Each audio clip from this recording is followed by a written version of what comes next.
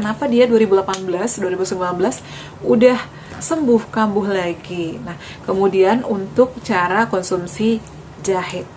Jadi konsumsi jahe itu nggak apa-apa sih teman-teman ya. Dan juga ada yang minta di spill minyak Vinaco sama jenang gemi. Ini dia guys ya, linknya aku cantumkan di bawah judul video.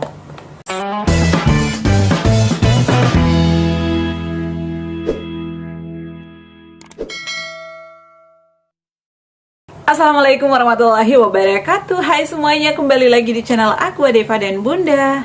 Gimana kabarnya teman-teman? Semoga sehat selalu ya. Nah, di video kali ini aku bakal bahas lagi pertanyaan kalian seputar asam lambung GERD anxiety psikosomatis. Alhamdulillah aku udah membaik dan aku juga pernah berjuang sama seperti kalian ya, melawan berbagai sensasi atau 1001 sensasi asam lambung. Bunda pernah gak sih ngalamin kupingnya berdenging? Pernah, karena itu adalah bagian dari sensasi asam lambung. Bunda pernah gak sih kayak matanya buram, habis duduk berdiri kayak berkunang-kunang? Pernah ya, jadi aku juga pernah ngalamin itu, pernah ada di posisi kalian. Jadi kalian gak usah merasa sendirian ya, karena aku juga mantan pejuang asam lambung ya, pejuang gastritis 3 tahun. Aku berjuang, alhamdulillah setelah endoskopi aku mulai menerapkan pola hidup atau memodifikasi pola hidup aku ya, pola pikir, disiplin dari berbagai hal. Nah, kemudian ada yang nanya, Bunda tolong spill minyak Vinaco. Kemarin aku bahas terkait sayuran ya. Untuk sayur-sayuran itu ada beberapa sih yang aman, ada juga yang kurang bagus untuk kita. Jadi untuk mengenai atau ingin mengetahui cocok nggak sih sama aku, dicoba dulu sedikit. Tapi kalau misalnya kayak kol toge, kemudian lobak ataupun labu air, itu kurang cocok sama aku pada saat itu ya. Tapi kalau misalnya kalian pengen coba, penasaran Bun, ya udah coba sedikit. Kalau misalnya nggak cocok, dihindari ya, karena biasanya kalau sayur-sayuran yang nggak aman atau kurang cocok sama kita itu langsung menimbulkan sensasi kayak begah, sendawa, ataupun sensasi-sensasi yang lain yang kita alami. Nah, ini aku bakal spill minyak Vinaco. Ini minyak Vinaco aku tinggal sedikit ya teman-teman ya. Ini kenapa aku itu dulu selalu beli ini, harganya memang lumayan, gak jauh beda sih dengan minyak zaitun, tapi ini bagus dan awet. Karena kita kan pejuang asam lambung, gak boleh juga sering-sering kayak makan tumisan ataupun yang berminyak-minyak. Jadi kalau misalnya aku beli kayak gini, biasanya 2 bulan baru habis. Ini harganya sekitar 75.000 deh kalau nggak salah. Nah, tapi kalau lagi promo sekitar 50 ribuan. Tapi kalau ada yang gede lagi, yang 500 ml itu sekitar 100 ribuan. Ini terserah kalian mau beli yang ukuran berapa. Kalau yang ini kan ukurannya 250 ya teman-teman ya. Kalau misalnya yang 500 lebih gede lagi. Dan aku tuh dulu sudah beli yang ukuran segini, ada yang ukuran yang lebih besar lagi. Botolnya tuh kayak bulat gitu. Tapi menurut aku sih memang bagus, awet, dan juga itu nyaman di lambung kita, bagus untuk pencernaan. Dan itu bisa menambah nafsu makan kita, karena kalau kita sudah pakai minyak Vinaco ini, itu rasa makanan itu menjadi enak, aromanya itu wangi banget. Apalagi nih kalau misalnya aku bikin nasi goreng pakai ini, tuh pasti bawaannya pengen nambah atau oseng-oseng. Dan aku tuh dulu sering bikin nasi liwet pakai minyak ini, itu enak banget, hanya pakai bawang merah, kasih serai, daun salam, sama lengkuas. Masya Allah, itu enak banget teman-teman. Kalian boleh coba ya, karena banyak yang nanya, Bunda boleh gak sih kita makan nasi liwet, nasi uduk? Kalau nasi uduk itu kan mengandung santan ya, jadi aku itu dulu menghindari banget yang namanya santan-santanan ya, minyak berlebihan. Jadi kalau aku bikin kayak nasi liwet, aku pakai ini aja, ini aman, gak ada masalah. Yang penting jangan setiap hari mentang-mentang enak Bun, gak ada sensasi, tiap hari mau bikin, jangan. Aku biasanya setiap bulan, kalau lagi pengen aja. Meskipun kalau misalnya lagi pengen, udah nyobain hari ini, besok pengen lagi, enggak. Jadi kalau udah nyobain hari ini, kadang 2 minggu ke depan ataupun 1 bulan ke depan baru bikin lagi nasi liwet. Kayak gitu ya. Jadi ini adalah minyaknya Vinaco-nya. Untuk linknya dicek di bawah ya, di description box video. Nanti aku cantumkan linknya. Ini harganya murah sih menurut aku, karena dengan kualitas yang bagus, juga bagus untuk kesehatan, dengan ukurannya juga lumayan. Nah teman-teman, di video kali ini juga aku bakal bahas beberapa pertanyaan ya. Tadi aku habis upload terkait sayur-sayuran. Mungkin gak semua sayuran yang aku sebutin itu adalah yang aku konsumsi. Itu hanya sebagian besar saja, tapi rata-rata ya yang aku sebutin di video itu adalah itu yang aku konsumsi setiap hari. Karena aku tuh belanjanya jarang di supermarket. Kalau belanja sayuran, aku tuh lebih senang belanjanya di abang-abang ataupun di pasar. Karena menurut aku sayuran itu lebih fresh karena dia baru dipetik ya dari kebun. Aku tuh senangnya belinya kayak yang di abang-abang atau di tukang sayur pasar aja lah ya.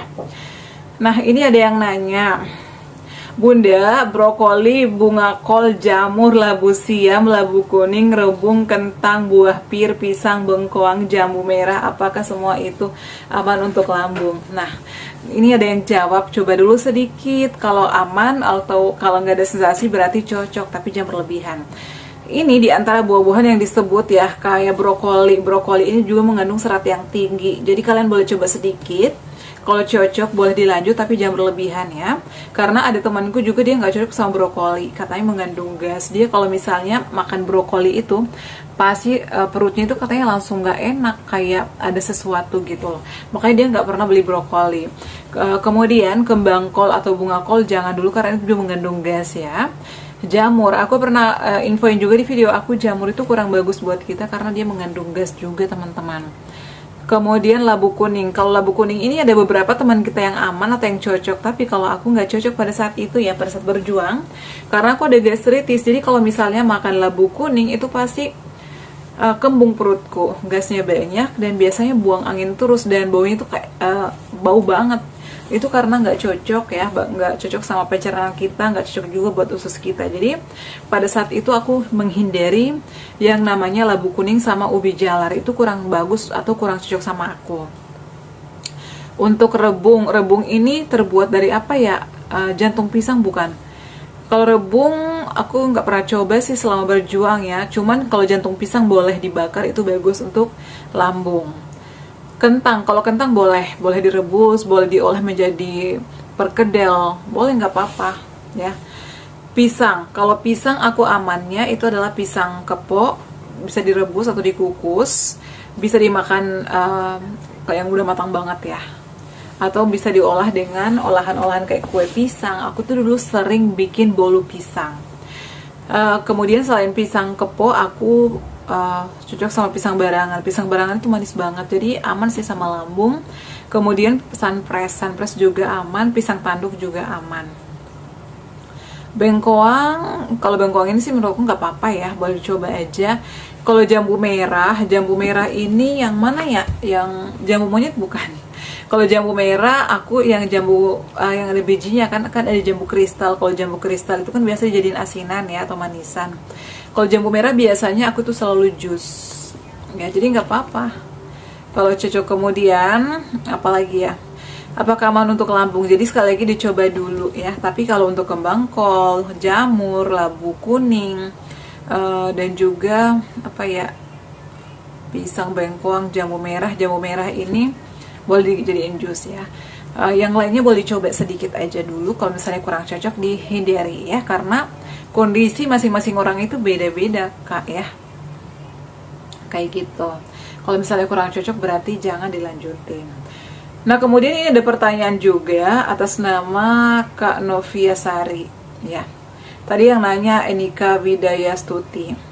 Untuk Kak Novia Sari, Assalamualaikum Bun, aku penderita GERD dari 2018. Di tahun 2019 aku sembuh dan sekarang aku kambuh lagi Bun karena mungkin banyak pikiran dan stres. Nah, jadi untuk pejuang asam lambung itu aku selalu menginfokan ke kalian semua, asam lambung itu susah sembuhnya tapi gampang kambuhnya. Ini teman kita, dia udah sembuh 2018 mengalami asam lambung, 2019 sembuh.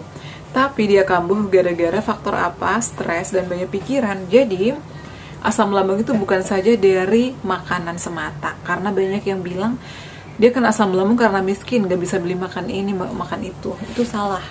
Karena banyak kok ya orang-orang kaya juga banyak yang kena GERD, kena anxiety karena apa? Dari faktor pikiran, faktor kecemasan, dari pola hidup yang tidak teratur, itu bisa. Sama dengan teman kita.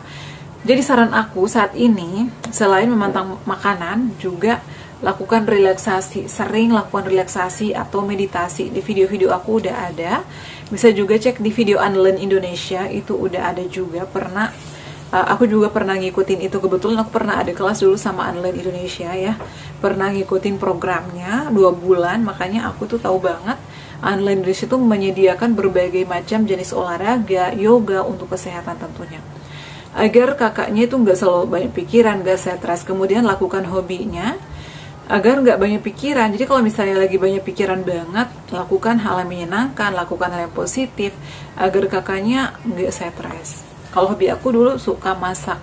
Kalau enggak aku dengerin musik-musik kayak ruqyah, ya, musik-musik sholawat atau ruqyah atau ngaji kayak gitu ya. Kalau misalnya di malam hari susah tidur, kadang aku dengerin musik-musik relaksasi ya, kayak suara air atau suara burung yang lagi ada di gunung, pegunungan. Itu menurut aku bisa menghibur kita. Kalau di siang hari, kalau misalnya nggak mau nonton film atau sinetron, aku tuh dulu sering banget nonton sinetron jadul ya, zamannya aku SMA.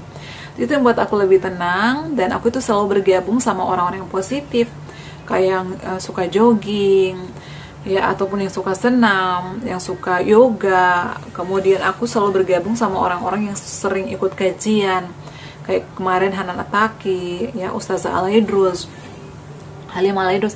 Jadi aku tuh ikutin mereka itu, jadi pikiran aku tuh bawaannya positif terus dan gak pernah merasa sendiri. Kalau misalnya aku udah mulai kayak cemas, takut, berarti kita itu nggak percaya adanya Allah. Aku tuh selalu mikir, oh iya kan ada Allah, takdir masing-masing orang itu kan beda. Jadi kalau pengen cepat sembuh tergantung dari orangnya juga, kata dokter, tergantung manusianya. Asam lambung itu sebenarnya cepat sembuhnya tergantung dari orangnya. Dia mau berubah pikiran nggak, dia mau nggak memodifikasi pola hidupnya, dia mau nggak berubah disiplin dia dari makannya, dari pikirannya. Kemudian jangan begadang, hindari kayak makanan-makanan yang kurang bagus, terutama kayak micin-micin, pedas, asam, kecut. Itu juga harus dihindari. Alkohol, ngerokok, itu harus dihindari ya. Untuk jahe ini aman kok buat lambung, jadi nggak ada masalah. Jadi kalau misalnya pengen konsumsi jahe, saran aku setelah makan. Tapi kalau misalnya dalam bumbu-bumbu makanan itu nggak apa-apa, it's okay, nggak ada masalah. Karena aku pada saat itu ya, jahe ini aku jadikan sebagai pengganti jeruk nipis. Kalau misalnya aku lagi masak ayam atau lagi masak ikan, itu kan amis banget. Jadi agar nggak amis, aku kasih jahe geprek. Kadang aku masukin dalam panci, agar nanti pada saat matang itu nggak bau amis banget ikannya atau ayamnya. Karena kita kan dulu ya, aku takut banget sama jeruk. Meskipun kata orang-orang jeruk itu bagus loh untuk lambung, bagus loh untuk pencernaan, apalagi kayak cuka apel. Aku tuh dulu pernah nyoba, soalnya ternyata menimbulkan sensasi. Dari situ aku mulai mikir, ternyata aku kurang cocok sama yang asam-asam, karena memang kan ada peradangan di dinding lambung aku ya teman-teman. Jadi kalau misalnya aku beli ikan atau ayam, aku kasih jahe geprek aja. Tapi kalau sekarang sih alhamdulillah udah aman ya, udah bisa makan apa aja, alhamdulillah alamin. Makanya aku selalu semangat memotivasi kalian agar kalian juga bisa sembuh, bisa bangkit. Kemudian tadi ada yang komen juga, Bunda, bawang putih emang nggak boleh sama sekali? Kalau aku sih nggak boleh ya, karena aku tuh gastritis. Jadi kalau misalnya makan yang mengandung bawang putih aja, perut aku tuh udah mulai kembung, begah. Karena memang aku gastritis. Jadi kayak makanan-makanan, baik itu buah, sayuran yang mengandung gas, itu aku nggak bisa. Kayak bawang putih, tomat, itu dulu aku menghindari ya. Tapi untuk saat ini alhamdulillah aku udah bisa makan tomat. Biasanya aku tuh jus tomat dikasih susu aja, dan alhamdulillah sih udah bisa minum susu apa aja. Kalau nggak mau pakai susu, bisa pakai madu ataupun gula ya, gula sedikit, atau pakai gula tropical naslim, itu bagus ya. Jadi nggak apa-apa. Untuk mengenai jahe, lanjutkan, jadi nggak apa-apa ya. Yang penting pada saat makan itu harus dikunyah halus dan jangan berlebihan kalau yang lambungnya masih perih. Kemudian kalau lambungnya itu kayak masih suka perih, itu kan biasanya ada iritasi atau peradangan. Jadi kakak bisa konsumsi tepung gerut atau jenang gemi ini 3 kali sehari ya, sebelum sarapan. Kalau jenang gemi ini cukup sekali aja di pagi hari sebelum sarapan. Kalau tepung garut yang original ya, aku cantumkan di sini juga linknya di bawah description. Aku konsumsinya 3 kali sehari sebelum makan ya, 30 menit. Jadi itu emang bagus untuk melindungi dinding lambung kita yang tadinya mungkin ada radang, iritasi, ataupun tukak. Berapa lama sih Bu penyembuhannya? Ya tergantung kondisi masing-masing orang. Kalau kamu pengen cepat sembuh, harus disiplin. jangan galau-galau, makannya harus tepat waktu, atur jadwal makannya dari bangun tidur sampai mau tidur lagi. Ini ada yang request lagi, cara mengaturnya gimana sih? Videonya tuh udah ada teman-teman. Kadang aku, Masya Allah, masa aku harus buatin terus videonya, padahal kan udah ada. Jadi kalian boleh cek ya, mengatur pola makan nih, ada video Adeva dan Bunda.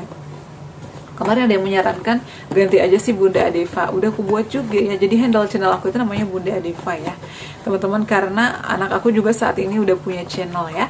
Bantu subscribe juga, namanya Princess Adeva 16. Jadi seperti itu ya terkait perutnya yang masih perih, dan karena makan jahe itu nggak apa-apa sih buat lambung. Yang penting kalau misalnya untuk campuran makanan sih masih wajar ya, masih aman. Kecuali misalnya kamu rebus jahe tak terus diminum dalam keadaan perut kosong, itu wajar aja menimbulkan sensasi. Tapi kalau dicampurkan dalam bahan-bahan makanan nggak apa-apa sih menurut aku ya, itu pengalaman aku. Oke ya, cukup sekian sharing kali ini, semoga bermanfaat. Terima kasih yang selalu setia menonton video-video aku. Jangan lupa dukung aku terus ya dengan cara like, comment, share, dan subscribe. Assalamualaikum warahmatullahi wabarakatuh. Sampai ketemu lagi di video-video aku selanjutnya. Bye.